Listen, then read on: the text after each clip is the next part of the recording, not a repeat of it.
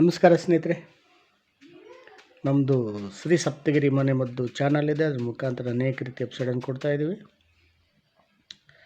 ಸ್ನೇಹಿತರೆ, ಪ್ರಕೃತಿಯಲ್ಲಿ ಸಿಕ್ಕುವಂತಹ ಅನೇಕ ಬೀಜಗಳಿಂದ ನಮ್ಮ ಕಾಯಿಲೆಗಳನ್ನು ಓಡಿಸ್ಬೋದು. ಆದರೆ ಈ ರೆಡಿಮೇಡಲ್ಲಿ ಸಿಕ್ಕುವಂಥ ಆಹಾರದಿಂದ ಮತ್ತೆ ನಾವು ಕಾಯಿಲೆಗಳನ್ನು ಬರಮಾಡ್ಕೊತೀವಿ.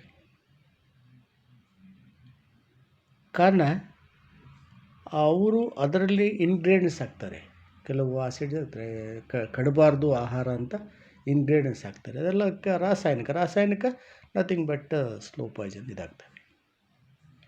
ಇರಬೇಕು, ಕೆಲವೊಂದು ಸಮಯದಲ್ಲಿ ರಾಸಾಯನಿಕ ಇರಲೇಬೇಕು, ಇಲ್ಲ ಅಂತ ಎಲ್ಲ ಅದು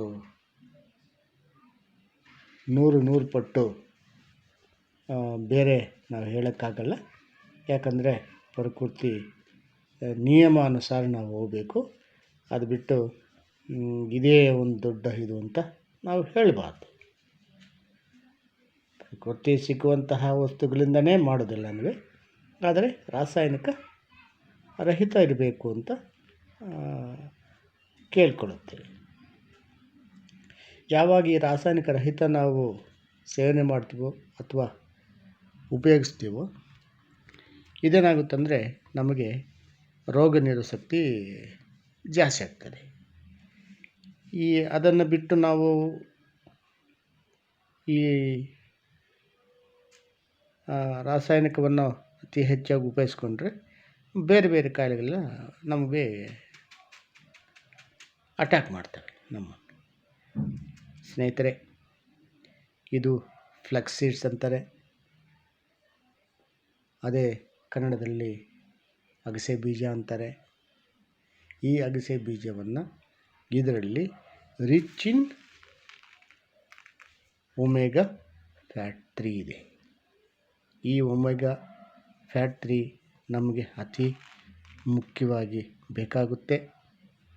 ಇದನ್ನು ಸೇವನೆ ಮಾಡೋದು, ಇದು ಉರಿಸ್ಬಿಟ್ಟು ಜಾಸ್ತಿ ಕರಕಲು ಮಾಡಬಾರ್ದು, ದ್ವಾರೆಗೆ ಉರಿಸ್ಕೊಂಡು ಅದನ್ನು ಪುಡಿ ಮಾಡಿ ಉಪ್ಪು ಖಾರ ಹಾಕಿ ಚಟ್ನಿ ಪುಡಿ ಮಾಡಿಕೊಂಡು ಅದನ್ನು ಸೇವನೆ ಮಾಡೋದ್ರಿಂದ ನಮಗೆ ಆ ಒಂದು ರಸಾಯನಗಳು ಸಿಗ್ತವೆ.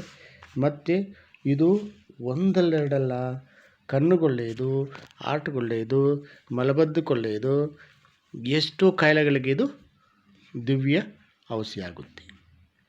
ಆದ್ದರಿಂದ ಈ ಫ್ಲಕ್ಸ್ ಸೀಡ್ಸನ್ನು ಪ್ರತಿಯೊಬ್ಬರು ಮನೆಯಲ್ಲಿ ಇರಬೇಕು.